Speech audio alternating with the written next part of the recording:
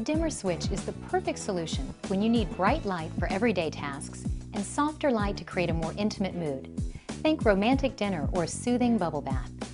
A dimmer switch also helps you save energy. Anytime we're doing an electrical project, we want to make sure the power has been turned off at the circuit box.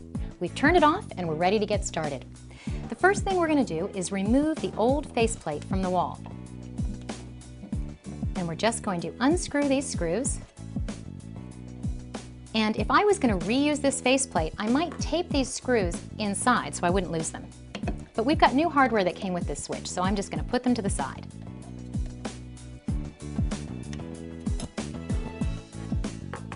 Now we'll just gently remove that. And it's time to get to the switch. So we're now going to unscrew the switch from the electrical box so we can get to the wiring. We're going to gently pull the switch forward from the wall to expose the wiring. This is the right time to double check to make sure that power has been turned off. So we're going to use a small handheld electrical tester, putting it inside the wires,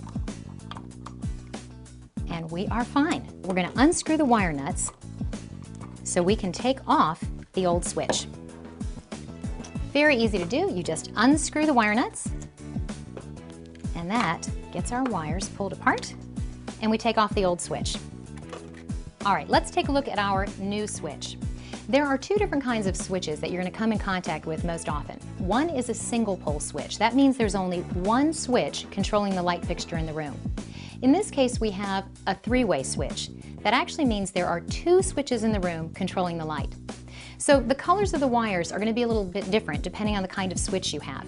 And all you have to do is check the instructions that come with your switch to make sure you connect them correctly. Let's start with the green ground wire. That's going to go to the house copper wire.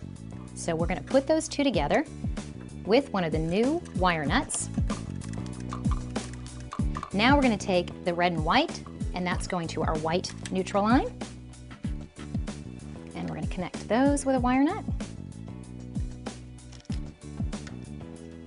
I'm going to connect red to red and black to black. Now all of these wire nuts came with the switch. I didn't have to buy them separately. I had all the hardware that I needed. Okay, once all of those are tight, we're ready to go ahead and put the wires back in the electrical box in the wall and reattach the switch. So we're just going to tuck all those wires back into the box and line this up with the holes that were there from the other switch. Now we're going to take the screws that came with this switch, feed them through, take our screwdriver, and tighten them down. And this switch has a really nice feature. The cover for this switch snaps in place, so I'm not going to have to screw that back on. All right, let's take the cover.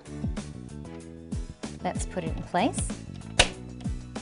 The power's back on, so let's try it out. Beautiful! Can you believe how fast and easy that was? Now we're ready for that special dinner.